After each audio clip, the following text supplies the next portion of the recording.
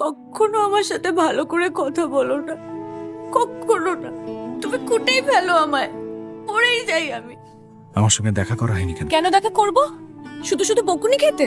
শুধু শুধু বকুনি তুমি খাওনি ললিতা। বকুনি খাওয়ার যথেষ্ট কারণ ছিল। থিয়েটার দেখা তো কোনো অন্যায় না। আমাকে একা ফেলে কোথায় চলে গেছিলে তুমি? আমি তোমাকে একা ফেলে আজ আর চলে যাব না ললিতা। স্টেশনে কি বলে অপমান করেছিলে? বড় স্ত্রীর সঙ্গে অত কথা বলতে তোমার রুচিতে বাজছে। আমাকে কেন কিছু বলনি? কেন নিজের মুখে তালা লাগিয়েছি?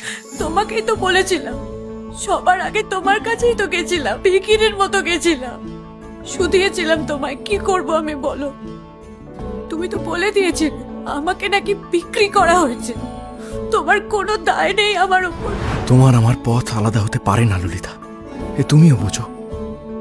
শুধু বলতে পারো না, আজ থেকে এই বন্ধনে বাঁধা পড়লাম আমরা, পালাবার আর পথ নেই।